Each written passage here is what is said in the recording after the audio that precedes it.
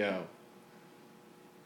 Have you ever had one really special, unique relationship with someone in your life that you can't compare to any other? Maybe it was with your mother or father, a best friend, your husband or wife, or your children. My one-of-a-kind relationship was with my grandmother, Peggy Clemens. Peggy was a beautiful person from the inside out with a heart of gold.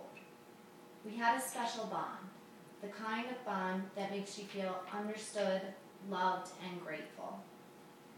If I had a problem or there was something bad going on in my life, I knew I could go to her and talk, and at the same time get advice without being judged or criticized in any way. I had complete trust and confidence in her and knew I could tell her anything. She was the one person who knew everything about me and still liked me anyway.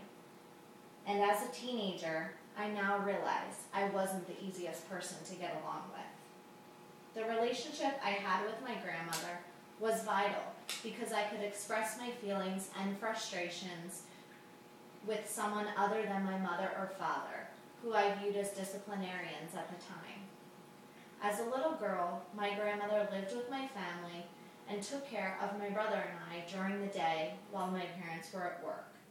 Our bond began here, and for as long as I can remember, my grandmother was my favorite person.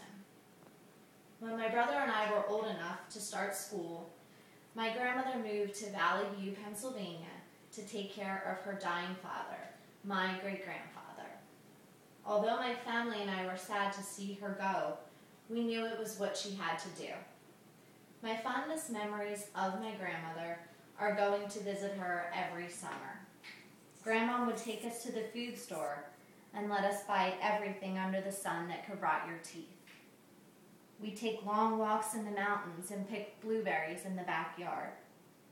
We were allowed to have midnight snacks, which were usually cold cuts.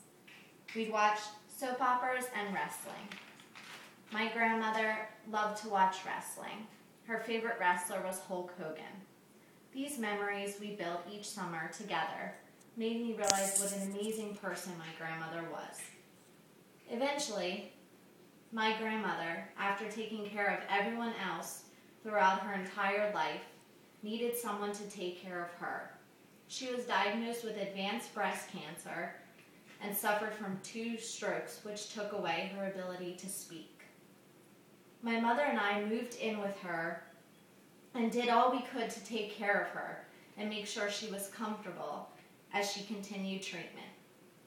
She was ashamed to have to depend on others in her time of need, and I can remember telling her, "Grandma, you have taken care of everyone else throughout your entire life, and now it's our turn to take care of you." Gradually, she became sicker and sicker until I knew I had to prepare myself for the inevitable. That was difficult to do because I had always thought my grandmother was invincible. I was devastated when she passed in February of 2000. On some level, though, I was happy that she no longer had to suffer with a horrible disease that is cancer. My grandmother was a caring, loving woman who spent most of her life caring for others. My grandmother was a strong woman who showed me that having courage and strength can get you far in life.